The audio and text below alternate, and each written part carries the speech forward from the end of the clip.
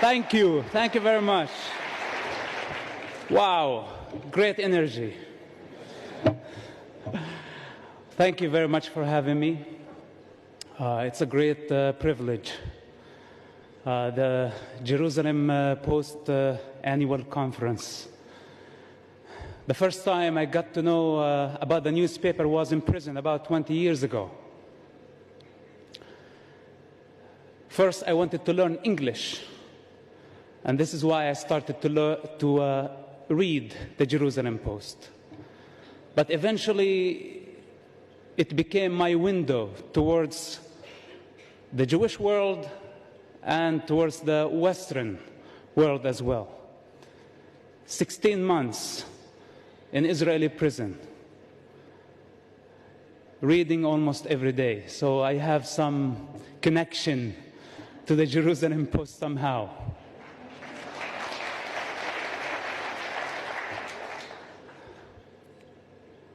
I don't know where to start, but you can use your imagination of the son of a top Hamas leader, and what in the world is he doing at the Jerusalem Post annual conference?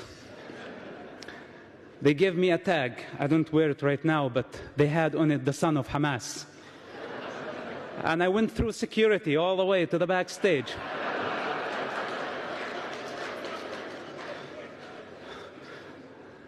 You gotta trust them, guys. Okay, back to the story. It's very hard, to encapsulate a human journey, a human evolution in any form of language. Rather than English is not my mother tongue, but I try as much as I can. Truth at those heights cannot be conveyed in any form, actually. Not a movie, not a book, not a speech. We cannot reduce ourselves to words that cannot defend themselves. And somebody is going to take this speech, take it out of the context, and serve maybe some Palestinian agenda, eventually. This is how it works. People don't see things for what they are. But I'm sure that some of you, at least, will understand where I'm coming from. So today, if I speak with the authority of experience. It's not from the books. It's not a second-hand knowledge that I got from somebody. I don't represent government or politicians. I represent myself. I am an individual. I am not an organization. And I don't like to take sides, because I don't belong to nations. I don't belong to the crowd. I have transcended this long time ago. But the Jewish nation is dear to me.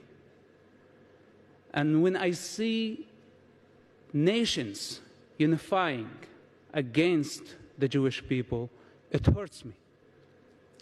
Because at some point, I thought the Jewish people were the enemies of humanity. I thought that they were the enemies of our people, the Palestinian people, until I came to experience what the Jewish nation really is.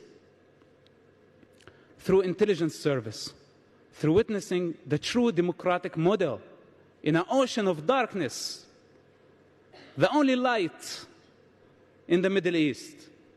And I wonder, people here in the free world who think that they are free, unifying against Israel, attacking Israel, isolating Israel, boycotting Israel, BDS and all this hypocrisy. Of course, hypocrisy coming together with political correctness, because it's the same. Two faces for the same coin.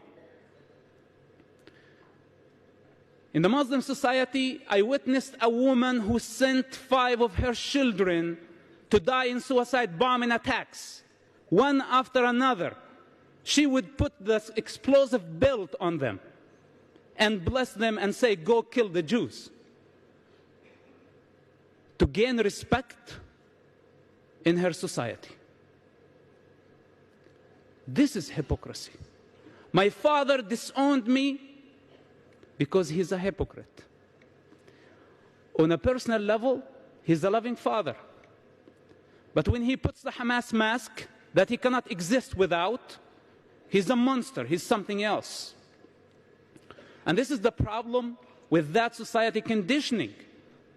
That if you take individuals on the side, they're just human beings like us. Any of us could have or have been brought in that environment, would be conditioned in the same way. The human condition does not differentiate between an Arab or a Jewish person. But the collective mind of the society is representing something. Is representing an ideology, a culture, a state of consciousness that calibrates in darkness, that calibrates in the 7th and 6th centuries. Ruled by tribal lust for power. It have not changed, or it has not changed. Muhammad, and I know that I've been told by people here not to say this, so it does not look like the Jews are going against the Muslims. But we cannot fool ourselves. There is an Islamic problem. Al-Qaeda, Hamas, Hezbollah, Islamic Jihad, ISIS, Boko Haram, all of them are killing by the name of Allah.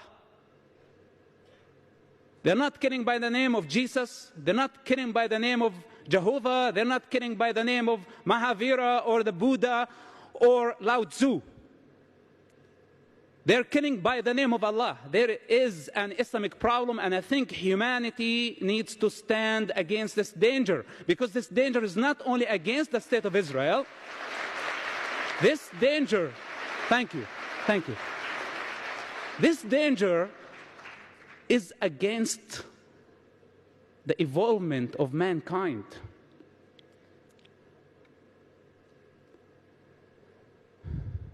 Political correctness. I don't know if there is any CNN reporters or representatives here tonight. You know, political correctness, when my friend invited me to his wedding and he asked me to wear a tuxedo, and I thought it was a Speedo for a second. There is a big difference, right? That would have been politically incorrect. But when it comes to matters, universal issues, when we see waves of violence and darkness taking over and spreading, and we choose to stick our head in the sand with the name of political correctness, the truth is that we are afraid. And we are trying not to provoke them more. We are trying not to create a religious war. But there has been a religious war, whether you like it or not. The better way is to face it, to grow up, and face it with courage. This is what I say. The problem is not in the individual. We are not against the Muslim people. I cannot be against my mother and my father and my people. They're just people. And there are idiots everywhere in every nation. But I'm talking about the collective consciousness of nations, of regions, and the cosmic consciousness of all humanity. The Muslim people have a problem, and their problem is in their belief system. They have to face it, and we need to encourage them to fight the good fight, as I did.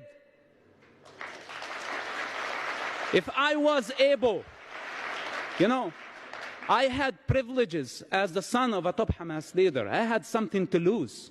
But the average Muslim person don't have lots of things to lose. They're already living in darkness and misery. If they leave it, it's better for them. When I left, I did not leave misery. I left privilege. I left position. I was paid. I was protected. Everybody wanted me to stay wearing the mask. I am a living example and a challenge, and I will continue to be, to every individual who lives in the Muslim world, that this is the time to grow up, to destroy the walls, and to transcend the conditioning of the society. This is the only way. But to tell them, no, Islam is a religion of peace, we just create the perfect climate for terrorists to keep on growing. I say otherwise. Our problem is not with the individual, our problem is with the belief system. That humanity and the free world need to unify, as eventually, even though it was too late, the world unified against Nazism.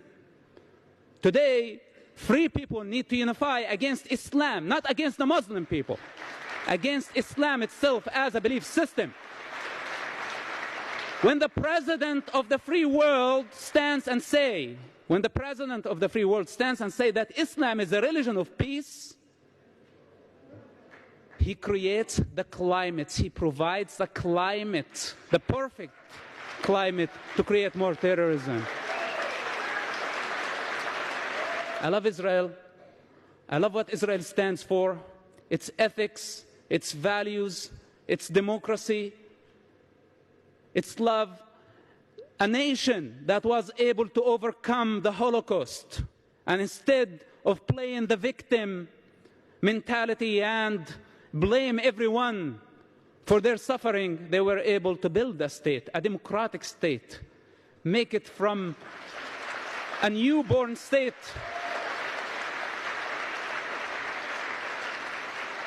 to an advanced and completely developed state in less than 25 years.